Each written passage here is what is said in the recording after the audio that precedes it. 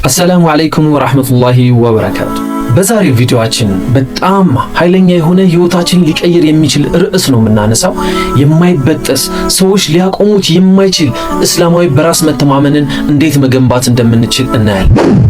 ራስን የምትጠራጠር ከሆነ፣ ደካማ የመሆን ስሜት የሚሰማ ከሆነ፣ የሰዎች ቃል ልብህን የሚሰብረው ከሆነ ይህ ቪዲዮ ላንተ ነው። ዛሬ ላይ ብዙ ሙስሊሞች የረሱትን እውነታ ልንገርህ። ከአላህ ሌላ ከሰዎች መፈለግ በጀመርክበት ቅጽበት በራስ መተማመን ስሜትህን ታጣል። ሰዎች ይለወጣሉ፣ ሰዎች ይፈርዱብሃል፣ ሰዎች መልካም ስራህን ይረሳሉ፣ ሰዎች በስህተትህ ላይ ያተኩራሉ። ግን አላህ አይተውህም፣ አይረሳህም፣ አያዋርድህም። ይህንን ስትገነዘብ በራስ የመተማመን ስሜትህ ወዲያውኑ ይመለሳል። አላህ በቁርአኑ እንዲህ ብሎናል፣ ወመን የተወከል ዐለላሂ ፈሁወ ሐስቡህ፣ በአላህ ላይ የሚጠጋ ሰው እርሱ በቂው ነው ይለናል። በቂው የሚለው ነገር ትርጉሙ ከሰዎች ማረጋገጫ አያስፈልግህም። ትርጉሙ ፍርሃት አያስፈልግህም። ትርጉሙ የውሸት በራስ መተማመን፣ ሰዎች ምን ይሉኛል፣ ሰዎች ቫሊዴት ያድርጉኝ ብለህ መጨነቅ አያስፈልግህም። አላህ ብቻ በቂህ ነው። እውነተኛ በራስ የመተማመን ስሜት የሚጀምረው ለራስህ እንዲህ ብለህ ስትነግረው ነው። አላህ ከኔ ጋር ነው። አላህ ከኔ ጋር ከሆነ ምን ይጎድለኛል ብለህ ስታስብ። ነቢዩ ሰለላሁ ዐለይሂ ወሰለም በጣም በራሳቸው የሚተማመኑ ሰው ነበሩ። እናም ልብን የሚያጠነክሩ ልማዶችን አስተምረው እናያለን። አንደኛ፣ ፈገግታ መረጋጋትንና ውስጣዊ ጥንካሬን ያንጸባርቃል።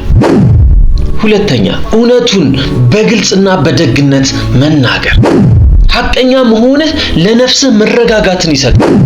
ሶስተኛ፣ በክብር መራመድ፣ በትዕቢት ሳይሆን በእርጋታ በዓላማና በሰላም መንቀሳቀስ። አራተኛ፣ እይታህን ዝቅ ማድረግ። ይህ ልብህን ይከለክላል፣ ፍላጎቶችህን እንድትቆጣጠር ይረዳል። አምስተኛ፣ በሰዓቱ ጊዜውን ጠብቀ ሰላትህን መስገድ። እንደ ሰላት ያለ ውስጣዊ ዲስፕሊንን የሚያዳብር ምንም ነገር የለም። እነዚህን 5 ልማዶች በየቀኑ ከተለማመድ በራስ የመተማመን ስሜትህ በተፈጥሮው ያድጋል። ኢብኑ አልቃይም እንዲህ ብለዋል፣ ኃጢአት ልብን ያዳክማል ብለው። የጥፋተኝነት ስሜት፣ እፍረት፣ ማመንታትና ድክመት እንዲሰማ ያደርጋል።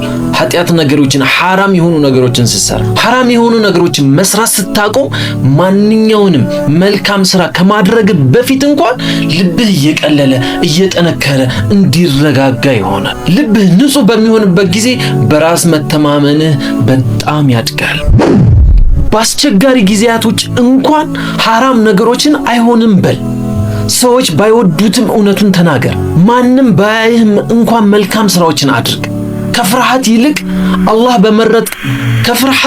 አላህን በመረክ ቁጥር ልብህ ይጠነክራል። ይህ እውነተኛ በራስ መተማመን ነው። አንተ ሙስሊም ነህ፣ ሸሃዳን ተሸክመሃል። ነቢዩ ሰለላሁ ዐለይሂ ወሰለምን ትከተላለህ። በአላህ ዘንድ ትልቅ ክብር አለህ። በየቀኑ ለራስህ ይህን ንገረው፣ አላህ ከኔ ጋር ነው፣ አላህ ያየኛል፣ አላህ ይመረኛል ብለህ ለራስህ ንገረው። ልብህ ይህን ሲያምን ማንም ሊያቆሙ የማይችል ሰው ትሆናለህ። ይህንን በጥሞና አዳምጠኝ። በራስ በመተማመን ስሜት ለመኖር ፍጹም መሆን አያስፈልግህም። ወደ አላህ መመለስ ብቻ ነው የሚያስፈልግ። አላህ ካንተ ጋር ቢሆን ኖሮ ምንም ውድቀት ሊያጠፋህ አይችልም። ምንም ስድብ ሊሰብርህ አይችልም። ምንም ፍርሃት ሊቆጣጠርህ አይችልም። በራስ የመተማመን ስሜትህ በማንነትህ ላይ አይደለም፣ በፈጠረህ በአላህ ብቻ ነው።